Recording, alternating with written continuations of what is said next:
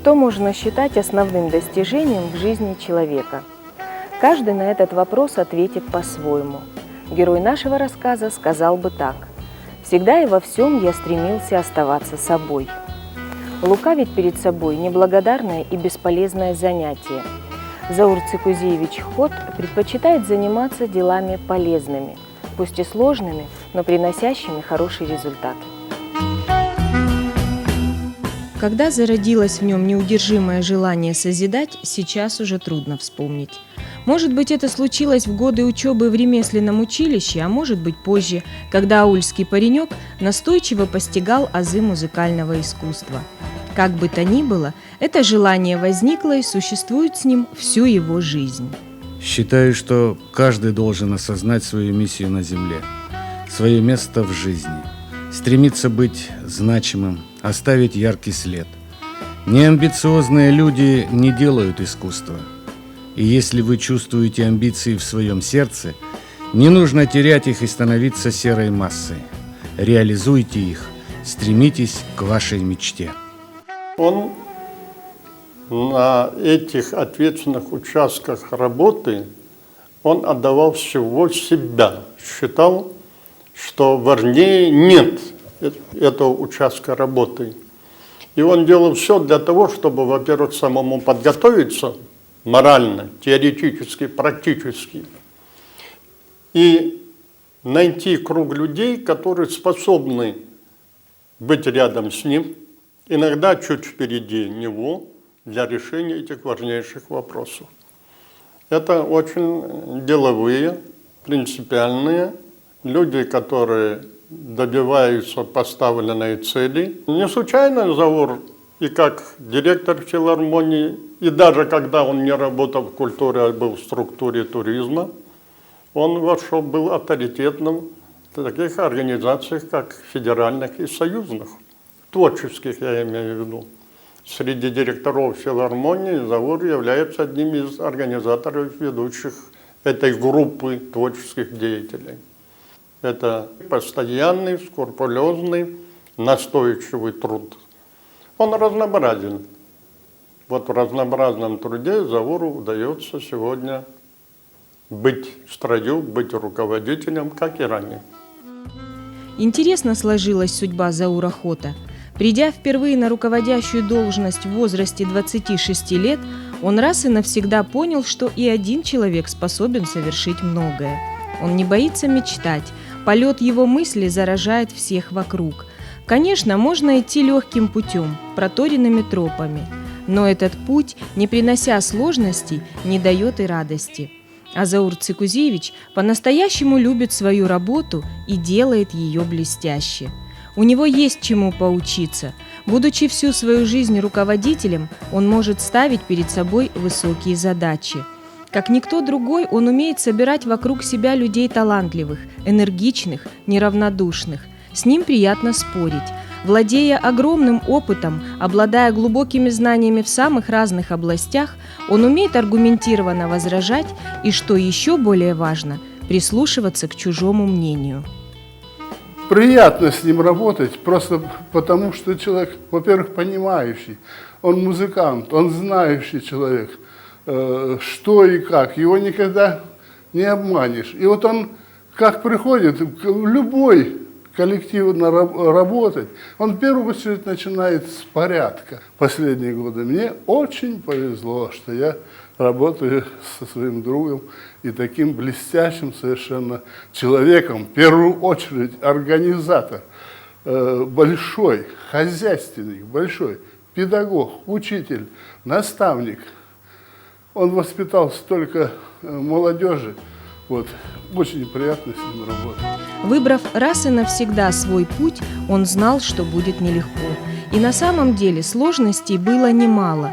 Но Заур Хот выгодно отличается от многих тем, что никогда не плыл по течению, свой жизненный путь сумел превратить в интересную судьбу.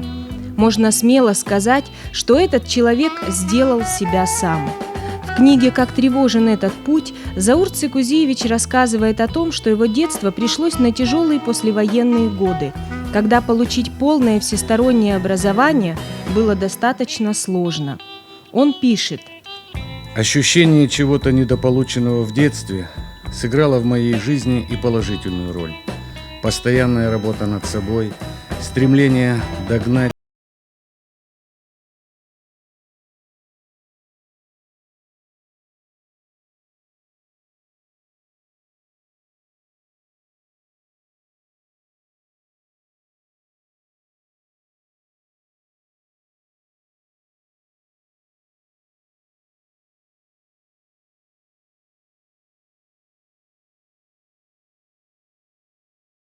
Обязательно с карандашом в руке, чтобы отмечать самое главное.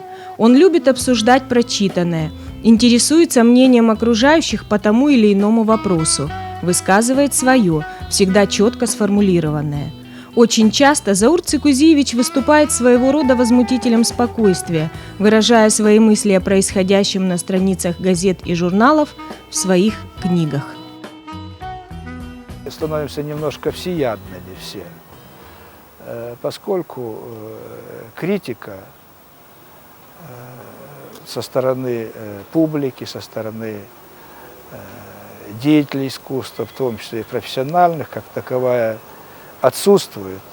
Нам не хватает смелости, нам не хватает профессионализма дать оценку, сказать открыто, что хорошо, что плохо, что стоит улучшить, от чего избавиться совсем. Без наличия этой составляющей развитие тоже невозможно. И это бывает очень трудно, и бывает очень обидно.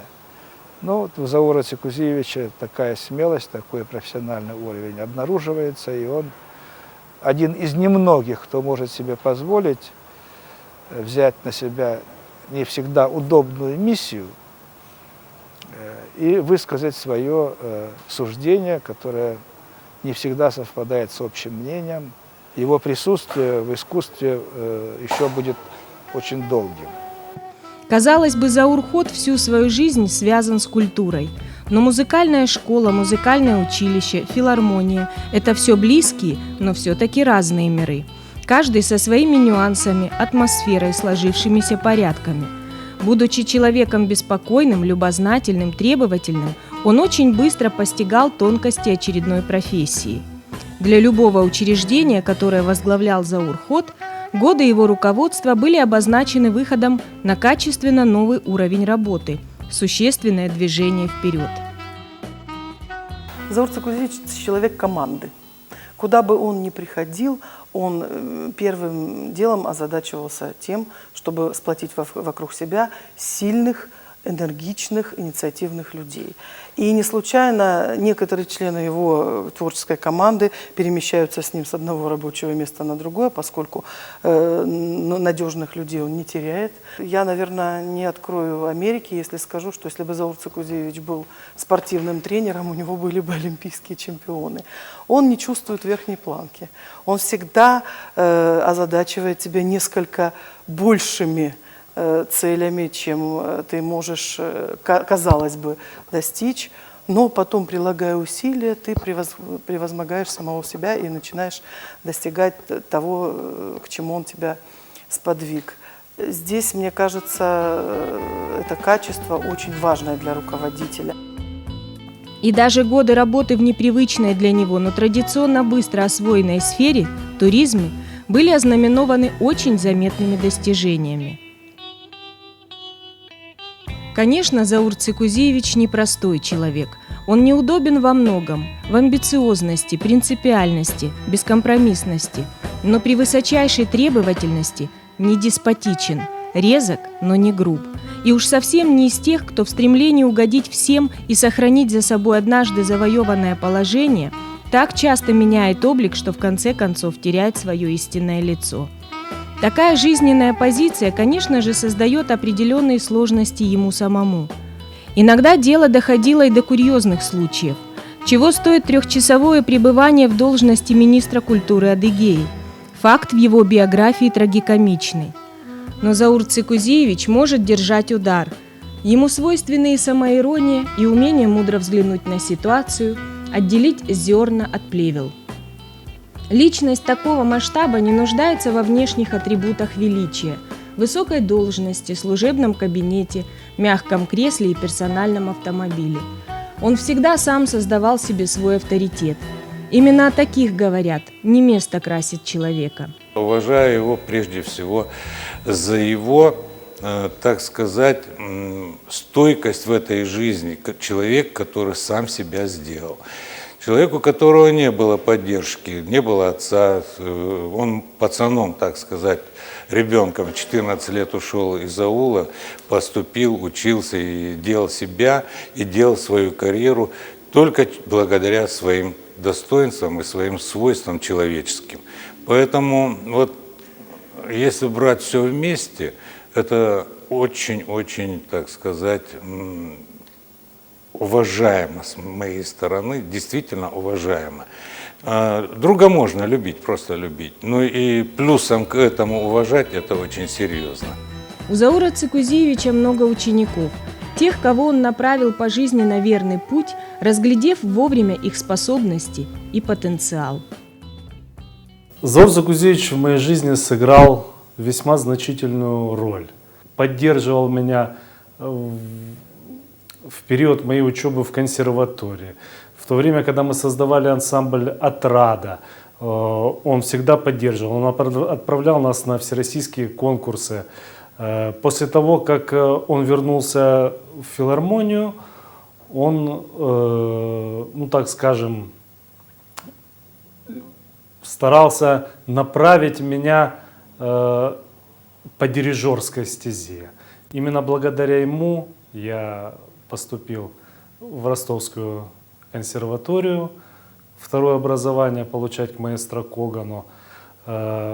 И, наверное, если бы, конечно, он не почувствовал, что во мне есть к этому какие-то способности, я бы сам, конечно, не рискнул. Я выиграла свой лотерейный билет тогда, когда вот именно меня Заур Цикузиевич пригласил из Адыгейска, я работала в райисполкоме в отделе культуры, пригласил меня, взял под свое крыло, и я скажу, что вот его умом, его талантом, его гением был создан ансамбль «Исламей». Это была такая школа, и школа профессионализма. Это было воспитание вкуса, воспитание представлений о том, что и как я должна делать вообще на сцене. Поэтому я считаю, вот как он меня так впустил, подтолкнул, направил, благословил, так, в принципе, 25 лет я и провела в этой профессии. И считаю, что плодотворно, считаю, что ярко, настолько, насколько мне позволяли обстоятельства. И на протяжении всех 25 лет, где бы я ни работала, под чьим бы началом я, всегда благословлял меня он. По отношению к Зауру Цикузиевичу у меня только слова благодарности. Во-первых, этот человек дважды брал меня на работу. Первый раз пригласил преподавать на театральном отделении в колледже, когда он был директором колледжа. И во второй раз, я даже не знаю, оказал честь. Дважды он мне предлагал стать художественным руководителем театра, за что я ему безумно благодарен. Наверное, он что-то увидел во мне и как руководителя, и как режиссера. Дело в том, что я до этого никогда не занимался режиссурой. Это безумно интересное дело. Я этому учусь. И за это я тоже благодарен ему. Вот это новое, то, что он сам для меня, мне и открыл. Что же еще рассказать об этом удивительном человеке с интересной судьбой? Пожалуй, стоит упомянуть одну редкую черту, свойственную далеко не каждому человеку – умение дружить. Мало кто из нас может похвастаться тем, что на протяжении многих лет, трудных, со взлетами и падениями, успехами и неудачами, сумел сохранить в вихре событий своих друзей. А Заур Цикузиевич уже много лет имеет определенный круг друзей, с которыми идет по жизни. Их немного, все они очень разные люди, но объединяет их желание прожить свою жизнь достойно. Он очень ценит их и уважает, и не устает повторять, что односторонней дружбы не бывает. Он может дружить. Это тоже талант дружбы, который требует ресурсов, времени, который требует компромиссов и бескомпромиссности вместе с тем. И с ним и интересно, и легко, и трудно. И он один из тех, кто сумел создать вместе с теми, кто ему приятен, полезен, некую такую дружескую среду, в которой он успешно обитает, которой он пользуется, которой он что-то дает. Я тоже вкушаю эту дружбу многие годы, и он, я думаю, в этом преуспел. Я с ним прошел по этой жизни около 40 лет. 40 лет мы бок о бок, друг плечо в плечо, друг с другом, так сказать, идем по этой жизни. А за эти 40 лет прошло очень много всякого в нашей жизни. Потому что изменение строя, падения и взлеты, это все отражалось и на биографии, и на судьбах людей, также и на наших судьбах. Он человек сложный очень, но главное другое. Главное, есть плечо от друга, и есть плечо от человека, который сильный по натуре, и, еще раз повторяю, который смог себя сделать. И как руководитель. Ведь стать руководителем не каждому дано. Это так же, как музыкант, скрипач или художник. Это, наверное, надо быть талантливым. У него, он харизматичный человек, во-первых. Во-вторых, в нем есть талант руководителя. И это тоже уважением пользуется не только друзей и товарищей, но и многих. Его можно любить, а можно не любить. Это вопрос другой. Но не уважать его как руководителя сложно. У Заура Цикузиевича прекрасная и дружная семья. Супруга, с которой он идет по жизни более 40 лет, 2 замечательные дочери и особая радость и гордость – любимые внуки. И снова можно сказать, что ему повезло. Повезло в том, что судьба свела с мудрой женщиной, и самому хватило мудрости это оценить. А уж дети, росшие в атмосфере любви и взаимного уважения, с детства знали, какой должна быть счастливая семья. Он семьянин, такой пристрастный, как человек со здоровыми амбициями, он всегда желал и в этом преуспеть. Дал детям хорошее образование, они себя проявили уже в деятельности профессиональной, занимается внуками, чтит традиции. Замечательная супруга. Ну и его дом, любимое место для его друзей, времяпровождения, бесед о жизни, о разных событиях. Поэтому все-таки мысль о том, что семья – это фундамент, она им тоже воплощена, я считаю, сполна. Этот рассказ может показаться очень уж хвалебным, но все в нем правда. Такой он, не боящийся быть заметным, не прикрывающийся ложной скромностью, неугомонный и энергичный Заур Цикузиевич Ход. Он бывает разным, но никогда равнодушным. Вот и сегодня он соберет своих помощников, обойдет все здание филармонии и вернется в кабинет, к своим книгам, рукописям, заметкам. Пройден большой жизненный путь, и ему есть что сказать людям.